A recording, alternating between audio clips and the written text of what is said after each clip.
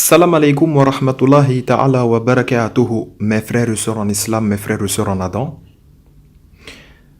Aujourd'hui, bi'iznillah ala azawajal, nous allons parler d'un certain Julien Odoul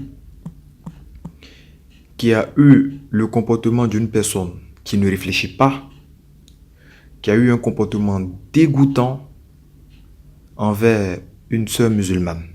Moi, personnellement, je ne pouvais pas imaginer qu'ici en France, un député pouvait réagir de la sorte comme un gamin qui ne réfléchit pas. Franchement. De toute façon, dans cette vidéo, nous allons regarder et écouter ce qu'il a dit. Puis, nous allons répondre, Inch'Allah, à sa préoccupation. Qu'Allah Ta'ala nous accorde une bonne compréhension. Madame la Présidente, je vais vous demander, s'il vous plaît, au nom de nos principes laïques, de bien vouloir demander à l'accompagnatrice qui vient de rentrer dans cette salle, de bien vouloir retirer son voile islamique, s'il vous plaît. Voilà. Nous sommes dans un bâtiment public, nous sommes dans une enceinte démocratique. Madame a tout le loisir de garder son voile chez elle, dans la rue, mais pas ici, pas aujourd'hui. Donc s'il vous plaît, au nom de nos principes républicains, au nom de toutes les femmes qui luttent dans le monde pour justement s'extirper de la dictature islamique, je vous demande de bien vouloir demander à cette personne de retirer son voile. C'est la République et c'est la laïcité.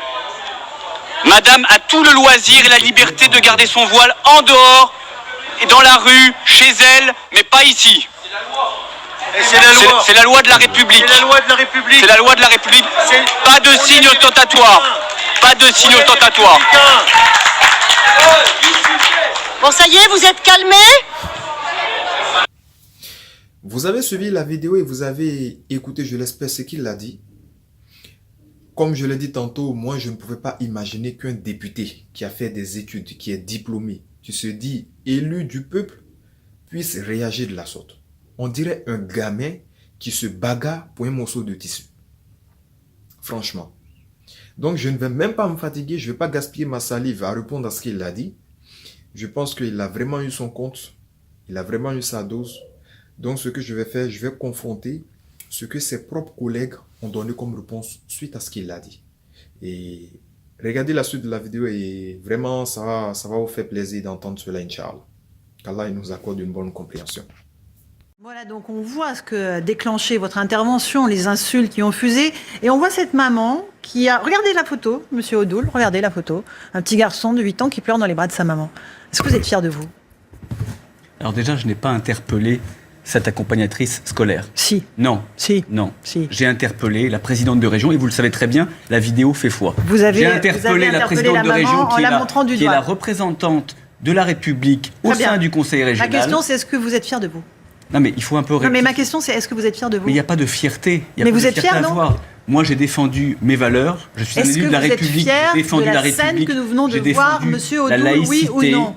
Et surtout... Vous ne répondez pas, vous êtes gêné par ma question? Non, pas du tout. Il n'y a pas de fierté à voir. Pourquoi je serais fier? Moi, mais vous n'êtes pas honteux? J'ai rempli mon rôle d'élu républicain attaché aux valeurs de laïcité. Vous l'avez expliqué au petit garçon de 8 ans? Vous l'avez rencontré après? Ça, c'est de la manipulation. C'est de l'instrumentalisation. Est-ce que vous avez rencontré le petit garçon de 8 ans qui était en larmes dans les bras de sa maman? Vous pouvez lui faire dire beaucoup de choses. Moi, premièrement, je n'ai pas... Qu'est-ce que vous y voyez dans cette photo? Expliquez-moi ce que vous voyez dans cette photo. Déjà, le contexte. Cette personne...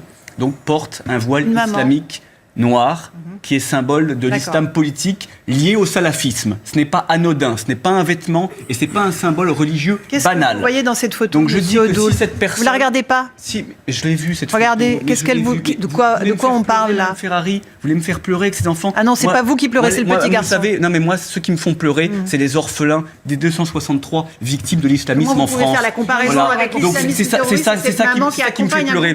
Les manipulations, les victimisations, les dites n'importe quoi. culpabilisation qui cherche uniquement à dérouler le tapis rouge à l'islamisme, ça ne m'intéresse pas. Monsieur Moi, je veux Odoul, parler du fond. Ma question était très simple. Est-ce que vous êtes fier d'avoir fait Je vous ai cela?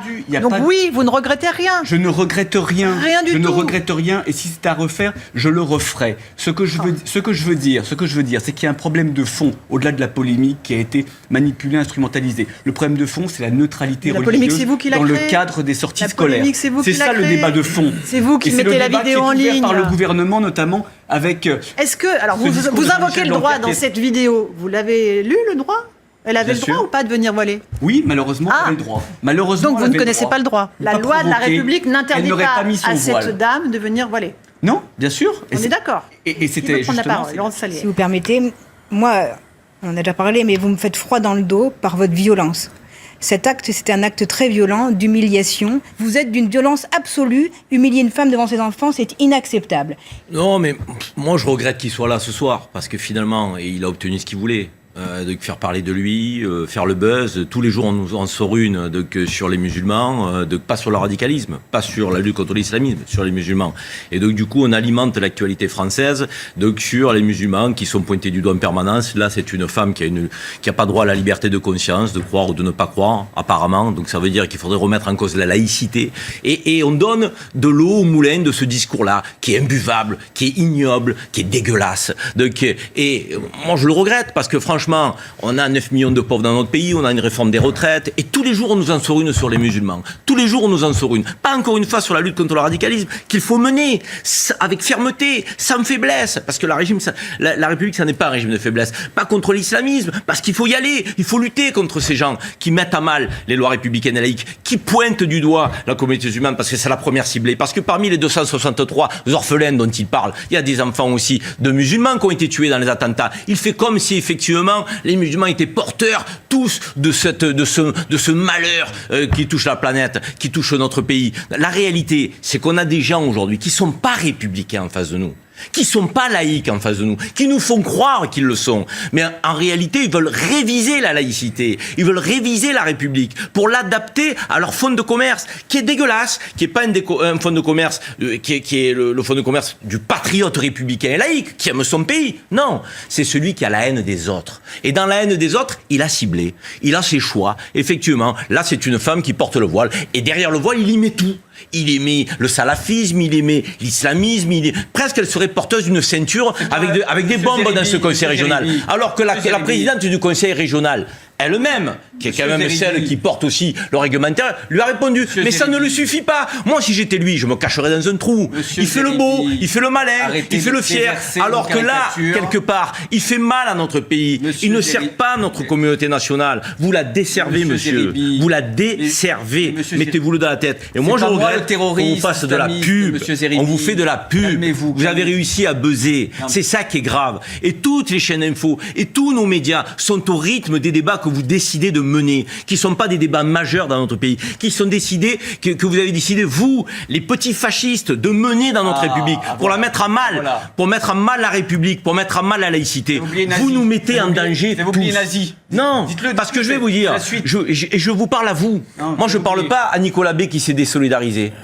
Moi, je parle pas aux électeurs du Front National que je respecte et qui ne sont pas pour moi des fascistes impuissants. Je vous parle à vous. Vous êtes un élu, vous. Vous avez une responsabilité. Vous êtes un élu de la République après le comportement que vous avez eu. Mais c'est pas un comportement d'élu. C'est un comportement de raclure. Ce que vous avez fait, c'est de la racaille. La racaille qui se prétend être élue. Ça fonctionne pas, votre comportement, monsieur. Vous nous mettez à mal. Il faut combattre toutes les racailles dans notre pays. Les autres, mais aussi celles que vous représentez. Allez-y. Terminez le tunnel, là, parce qu'il y a eu tellement de pas du tout. Vous avez déversé. Conviction. Oui, non, c'est pas républicaine et laïque. Chevillé au corps. Oui, ça vous pose problème. Bien sûr. Est-ce que vous allez nier que le voile que portait cette accompagnatrice est un voile agréé par la mouvance salafiste ? Comme l'a dit Zora Habitant ce matin sur une chaîne concurrente. Vos références sont vos références, je ne sais pas de qui vous parlez, la personne que vous venez de citer. Vous savez très bien qu'il y a des instances et des institutions dans notre pays, elles sont plus fortes que vous, elles sont plus puissantes que vous, elles représentent notre vivre ensemble, c'est la loi républicaine, c'est la loi laïque. Et vous dites malheureusement, voilà, malheureusement nous avons la République. Pour vous, malheureusement nous avons la laïcité. Malheureusement, la République recule en permanence devant l'avancée de l'islam radical. Vous regrettez que nous soyons laïcs et républicains. La laïcité est dévoyée. Mais non, monsieur. Mais c'est vous qui le dites. Non. La présidente du conseil régional ne le dit pas. Vos collègues ne le disent pas. Et vous le dites. Et vous persévérez. Obtus, bête et méchant. Comme vous faites frontalement. Vous considérez que vous êtes seul à avoir raison. Vous êtes seul à avoir raison. Non, je suis pas seul. Vous savez qu'il y a vous n'êtes pas seul? Non, il y a des milliers de personnes qui sont d'accord avec moi. Même dans votre parti, vous n'êtes pas suivi. Ça vous a échappé ou pas? Non. Même dans votre propre parti. Ce qui vous a pas échappé. Monsieur, ce qui vous a pas échappé. regardez les choses en face. Vous êtes haineux. Avec le sourire en plus. Vous êtes haineux avec le sourire. Vous nous expliquez que la photo qu'on a vue, elle est instrumentalisée. Mais vous vous rendez compte où vous allez?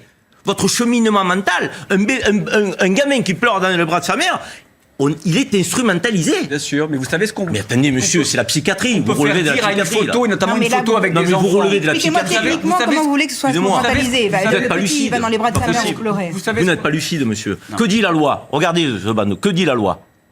Est-ce que la loi dit que cette dame avait tort? Dans les services publics. Répondez-nous, oui ou non. Est-ce que la loi le lui permettait, monsieur? Malheureusement, oui. Ah, malheureusement, oui. Donc vous regrettez la loi républicaine et laïque. C'est pas comme ça qu'on change la loi. Alors, on a compris. Je pense que quand on fait de la politique, et vous en faites, je crois qu'il faut être efficace. Je crois que vous avez eu l'intuition, le sentiment que vous alliez mettre la main sur un vrai sujet, que vous alliez faire un joli coup. Et je crains que vous soyez planté si on en juge par les réactions multiples et variées, même à l'intérieur de votre propre camp. Votre point faible, c'est que, encore une fois, la loi est la loi. Pas du Mais tout. dans mon intervention, vous regardez ma vidéo, je dis à la présidente de région, si vous l'aviez écoutée, je dis si ça avait été un homme avec une kippa qui était rentré, si ça avait été quelqu'un avec une croix géante, j'aurais eu la même réaction. Géante. J'aurais eu la même réaction. Géante. J'aurais eu la même réaction. Géante. Voilà. Bon, allez, Jean-Claude Je crains Oui, que, pas je crains que vous ayez tapé à côté de la plaque et que vous ayez, votre avis, et que, monsieur oui, c'est mon, si on peut dire un mot. Et vous avez tapé à côté de la plaque parce que vous avez été encore une fois maladroit. Vous, élu de la République, vous vous êtes pris à une situation juridique qui vous donne tort. Donc que vous meniez le combat pour que la loi soit modifiée et qu'on interdise le voile à peu près partout pendant qu'on y est, ça va être compliqué. Il doit y avoir entre 6, 7, 8 millions de musulmans dans ce pays. Pas de musulmans. Certains portent le voile, c'est vrai, je le reconnais. Certains peut-être, certaines femmes peut-être, mais encore faudrait-il le démontrer sous la contrainte. D'autres portent le voile parce qu'elles trouvent que c'est une référence religieuse qui leur va et qu'elles acceptent, non seulement elles acceptent, mais qu'elles défendent cette situation. Donc, encore une fois, pour être efficace, il faut que le combat se trompe pas de cible. C'est pas le combat en France contre la population musulmane dans son ensemble et le voile. C'est un combat qui est perdu d'avance parce qu'il n'a pas de sens. Que vous combattiez les extrémistes, que vous combattiez les imams, que vous combattiez tous les radicaux de l'islamisme radical, on sera à vos côtés comme tous les Français. Mais non, même dans votre camp, vous vous sentez pas un peu seul, monsieur Odoul? Non, mais Bon. Pour terminer, j'aimerais apporter une précision sur un point qui est très important et qui a été énoncé dans cette vidéo. C'est sur le port du voile par les femmes en islam. Parce que la majorité des Français, ou du moins des politiciens, pensent que on impose en islam le voile aux femmes. Ce qui n'est pas vrai. En islam, on n'impose pas le voile aux femmes. Toute personne, je dis bien toute personne qui impose le voile aux femmes en islam est dans l'égarement, est en contradiction avec le Saint-Coran. Et d'ailleurs, même toute personne qui impose la religion à quiconque, à qui que ce soit, est en contradiction des versets du Saint-Coran et de l'islam. Voilà pourquoi nous disons que le terrorisme, ce n'est pas l'islam. Ce n'est pas ce que l'islam enseigne. En islam, on n'impose pas la religion aux gens, on n'impose pas la religion aux femmes. Le voile en islam, pour les femmes, c'est une question de choix. C'est un choix que la femme fait. Elle choisit de porter le voile, tout comme elle peut choisir de ne pas porter le voile. Et pour preuve, Allah Ta'ala nous dit dans le Saint-Coran, dans la sourate Al-Baqarah, au verset 256, « La ikraha fi din ». Je cite, « Nulle contrainte lorsqu'il s'agit de religion ». En matière de religion, on n'impose pas. Donc, toute personne qui impose la religion aux femmes est dans l'égarement. Bien sûr que nous savons qu'aujourd'hui, il y a des personnes qui imposent le voile aux femmes, qui imposent le voile à leurs enfants, qui imposent la religion à leurs enfants ou à des personnes, mais cela est en contradiction de l'islam parce qu'en islam, on n'impose pas la religion. Donc, c'est nous les musulmans que vous devez approcher pour faire passer cette information-là, et non le contraire. Parce qu'aujourd'hui, en faisant une loi qui interdit le port du voile par les femmes, là, vous êtes en train de prendre le comportement des terroristes. Les terroristes, eux, ils imposent la religion aux gens. Mais vous voulez imposer le fait de ne pas porter le voile. Vous voulez faire même une loi pour ne pas que les femmes portent le voile. Donc, vous imposez vos idées aux femmes. Vous oubliez que parmi les femmes, il y a des femmes qui ont choisi cela. Donc, les femmes qui ont choisi de porter le voile, là, finalement, on fait quoi? On les impose et bon, voilà, vous, on s'en fout de votre avis et vous ne portez pas, et point bas. Ah bon, c'est ça le droit? Quand on dit la France est un pays de droit, là, c'est ce que vous appelez le droit, vous? C'est ça que vous appelez le droit? C'est tellement pathétique aujourd'hui, on en arrive à cela en France. On dit, nul n'est sourd que celui qui ne veut entendre ou comprendre le voile. Il n'est pas obligatoire en islam, c'est une question de choix. La recommandation, elle est faite. Il est recommandé en islam de porter le voile. Les femmes qui veulent porter le voile, elles le portent. Celles qui ne veulent pas, elles ne le portent pas. Chacun sera jugé, en tout cas, pour ce qu'il a fait. Vous avez compris? Donc, arrêtez de prendre des faux prétextes comme quoi, voilà, en islam, on impose la religion. On n'impose rien dans la religion. On conseille dans la religion. Maintenant, à chacun de faire son choix. Et nul n'est sourd que celui qui ne veut entendre ou comprendre. Salam alaikum wa rahmatullah.